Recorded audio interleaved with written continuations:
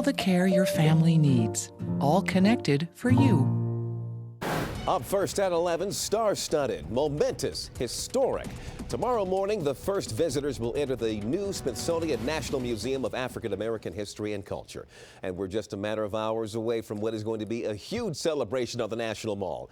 Excitement has been building and building, and people are coming here from all over the country. So let's get now to Annalisa Gale. She is live with a look at the anticipation that has been building tonight. Annalisa, tell us about it. Leon, day one of the free three-day festival is over, and now it's time for the dedication ceremony, which kicks off at 10 a.m. tomorrow.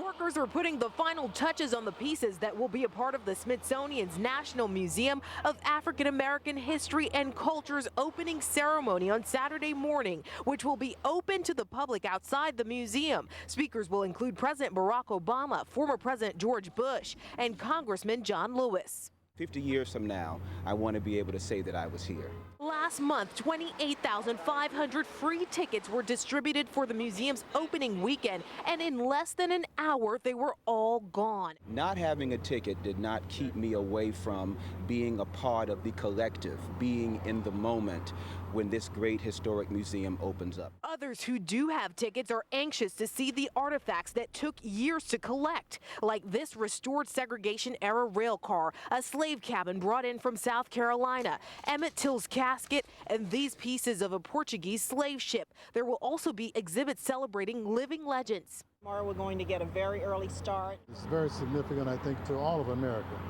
black and white, and as we see, we got a tremendous turnout of both races.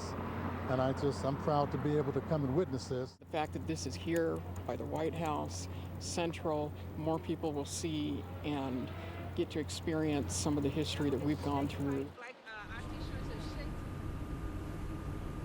And Leon, as to be expected, security will be tight on the National Mall tomorrow. The National Guard, Homeland Security, and Park Police will be among the law enforcement officials keeping us safe.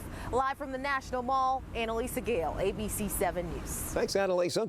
Now, because of the over-the-top demand to get inside and see this new museum, you're going to need a timed pass to get in for the next few months. So if you don't have one now, you are out of luck. The passes are free, but for right now, the earliest available date to get one is December 1st. So if you do want to visit, you better plan ahead and get online and start clicking now. Or you can stay at home and watch ABC 7's continuing coverage of this historic occasion. We'll bring you live coverage from tomorrow's opening ceremonies starting at 10 a.m. on our sister station, News Channel 8. And then you can watch an ABC 7 special taking you inside. A Nation Story that comes your way Saturday night at 7:30 on ABC 7. You'll see things inside that museum that no one has seen just yet.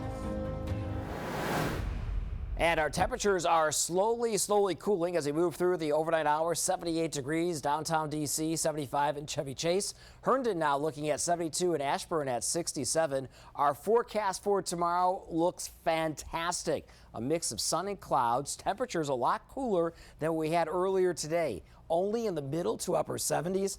Average high for this time of year just around 77 degrees. Talking about the rest of the weekend, a passage of a cold front and what to expect next week and a little bit of a warm up. More on that just a few minutes.